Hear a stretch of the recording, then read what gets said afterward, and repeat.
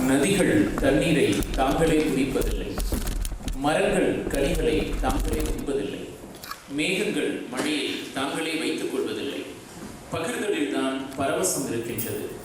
ஆகச்சிறந்த படைப்புகளை வாசிப்பொழுதிற்கு வழங்கி அப்படைப்புகளை படைப்பாளிகளை கொண்டாடி மகிழ்வது விஜயா வாசகர் வட்டத்தின் வழக்கம். எழுதப்பட்ட எழுத்து வாசிக்கப்படும் பொழுதுதான் வலிமை பெறுகிறது, உயிர் பெறுகிறது. எவ்வளவு ஆகச்சிறந்த படைப்பாக இருந்தாலும் அதனை கொண்டாட குறைந்தபட்சம் ஒரு வாசகனேனும் தேவைப்படுகிறார். அவ்வகையில் அறிவார்ந்த வாசகர் பெருமக்களை கொண்டு இயங்கி வரும் விஜயா வாசகர் வட்டம் மற்றும் காரமடை சவிதா மருத்துவமனை இணைந்து வழங்கும் முத்துலிங்கம் விருது 2025 விழாவிற்கு வருகை புரிந்துள்ள அனைவரையும் வரவேற்று வரவேற்புரை நிகழ்த்த விஜயா பதிப்பகம் வேலாயுதம் ஐயா அவர்களை அன்புடன் அழைக்கிறோம்.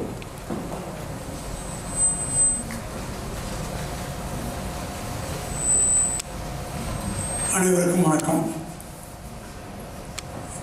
புத்தகத்தில் உலகத்தை படிக்கலாம். உலகத்தால் உலகத்தை புத்தகமாக படிக்கலாம். புத்தகத்தில் உலகத்தை படிக்கலாம், உலகத்தை புத்தகமாகவும் படிக்கலாம். படிப்போம். அனைவருக்கும் வணக்கம்.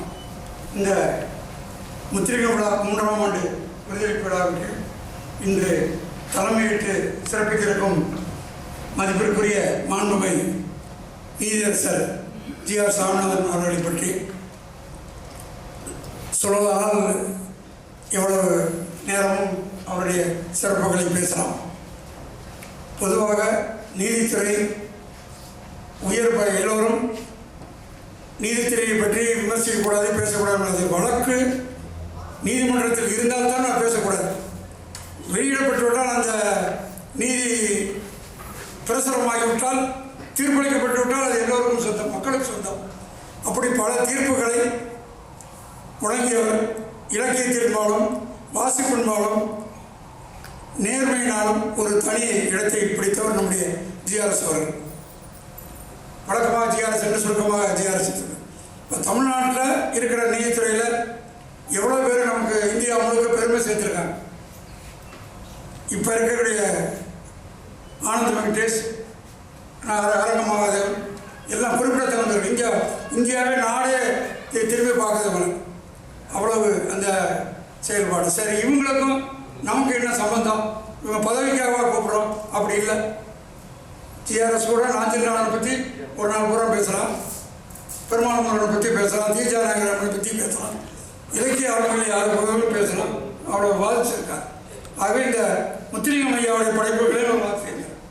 முத்துலிங்க ஐயா விருதுக்கு நாம் அழைத்தது மிகவும் சால பொருத்தம். அவர்களை விஜயா வாசகர் சார்பாகவும், கொங்கு மண்டல வாசகர் சார்பாகவும், சவிதா மருத்துவமனை சார்பாகவும் வரவேற்று இந்த விருதுக்கு தேர்ந்தெடுக்கப்பட்டுள்ள என் கல்யாணராமன் ஐயாவை பற்றி ஒவ்வொரு விருதாளருக்கும் அது ஒவ்வொரு பக்கம் இருக்குது. அவருடைய சாதனை ஏறத்தாழ நமக்கு பிடித்த தமிழில் நீங்கள் படித்த எல்லா படைப்பாளிகளுடைய புத்தகங்களையும் ஒரு ஆங்கிலத்தில் கொண்டு சென்றிருக்கிறார். நம்முடைய நோக்கமே, முத்துலிங்க ஐயாவுடைய நோக்கமே, நம்முடைய மொழியிலிருந்து பிற ஆங்கிலத்துக்கு நம்முடைய படைப்புகள் அதிகமாக போகலை. சுருக்கமாக பாரதிய உரிய காலத்தில் நம்ம கொண்டு போயிருந்தால் நோபல் பரிசு பாரதி கிடச்சிருக்கணும். தாகூரை எடுத்து செல்வதற்கு அவர் வாழ்ந்த காலத்திலேயே பிற மொழிக்கு ஆங்கிலத்துக்கு கொண்டு போகிறதுக்கு வாய்ப்புகள் இருந்தது. நம்ம பாரதிக்கு அது கிட்டலை.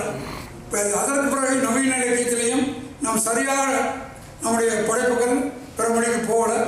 அந்த குறையை தீர்க்கிறவர்கள் ஒரு ஏறத்தாழ தேவி பாரதி, பெருமாள் முருகன், ஜெயகாந்தன் அது நிறைய பண்ணியிருக்காங்க. நிறைய ஆங்கிலத்தை பண்ணியிருக்காங்க. அவங்களுடைய சாதனை ரொம்ப பெருசு. அவர்களை இந்த விருதுக்கு தேர்ந்தெடுத்த விருது குழுவுக்கும் விஜயா வாசகர் அனைவரும் சார்பாகவும் அவர்களை வணங்கி வரவேற்கிறோம். சரி, பேசுறதுக்கு வந்துருக்காங்க, சிறப்பு விருந்தினராக வந்திருக்காங்க. ஒவ்வொருத்தவங்களுமே விருதுக்கு தகுதியுடையவர்களாக தான் இருக்காங்க. அவங்க ஒன்றும் சாய்த்தவர்கள் இல்லை. அழகரசன் அவரும் அவர் கூட ஏறத்தாழ ஆக்ஸ்போர்ட் யூனிவர்சிட்டி பல்கலைக்கழகத்திற்காக நிறையா பண்ணியிருக்காங்க, நிறைய ஆங்கிலத்துக்கு பண்ணியிருக்காங்க.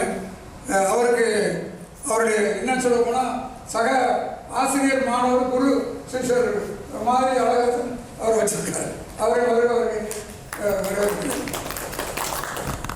அப்புறம் அங்கே சுசித்ரா ராமச்சந்திரன் அவங்களுடைய சிறுகதைகள் அவருடைய ரொம்ப குறிப்பிடத்தகுந்த 2 கதை, ஒளி என்ற ஒரு கதை, அப்புறம் மொழி 2 கதை. அவங்களுடைய அறிவியலுக்கும் கலைக்கும் உள்ள தொடர்பு அவங்க முக்கியமாக அதான் கையெழுக்கிறாங்க. இலக்கியத்துக்கும் அறிவியலுக்கும் என்ன, கலைக்கும் அறிவியலுக்கும் என்ன அது ஆராய்ச்சி அவங்க அவங்க நிறைய சாதனை பண்ணியிருக்காங்க. அவர்கள் இந்த விழாவில் பங்கேற்பது பொருத்தம். அவர்களை ரவிசுப்ரமணியன் எல்லாத்துக்கும் அவர் ஆவணப்பட இயக்குனர் அப்படின்னு தெரியும், கவிஞருக்கு தெரியும். ஆனால் அவர் இசையில் அவருடைய 2 புத்தகம் உண்மையில் வந்துருக்கு. அன்பின் நிறுவனம் ஒன்று, இப்போ காலச்சோடில் ஒரு புத்தகம், அது 2 புத்தகம் வந்திருக்கு. அது 2ஐயும் படித்தா அவர் எவ்வளோ உயரத்தில் இருக்காருங்கிறது நமக்கு தெரியுது. அது 2ஐயும் அவர்களையும் வரவேற்கிறேன். அப்புறம் பார்வையாளராக ரொம்ப முக்கியமானவர்களாக புரவலர்கள்லாம் வந்திருக்காங்க. இப்போ எங்கள் புரவலர் சசித்ரா அவங்கள பற்றி சொல்லணும். அவங்க வந்துட்டுருக்காங்க. அவங்க ஒரு எழுத்தாளர், அவங்க ஒரு வாசகி, படைப்பாளி, பிரபல மருத்துவர். ஒரு ஆண்டுக்கு 2 லட்ச ரூபா இந்த ஐயா பேரில் மிருத்திகா வாசிப்பில் அவருடைய படைப்பில் ஈர்க்கப்பட்டவர்கள். அது கொடுக்குறோம். இப்போ இந்த மக்களெல்லாம் பார்த்த பிறகு இவ்வளவு செலவு பண்ணி இந்த விழா நடத்தணுமா அப்படின்னு எல்லாத்துக்கும் ஒன்று தோணும். நடத்தணுமானா இப்போ சாப்பாடு சாப்பிட்றோம், பசிக்காமல் இருக்கிறதுக்கு ஒரு மாத்திரை தர்றோம், அதை போட்டுக்கங்க பசிக்காது அப்படின்னு சொல்லிட்டா வந்துடும். அறிவியல் வயசில் வந்துடும். நம்ம ஒரு மாத்திரை போட்டு பசிக்காமல் அப்படி காலத்தை ஓட்டிட முடியுமா? மனசுன்னு ஒன்று இருக்குல்ல, இந்த திருப்தி.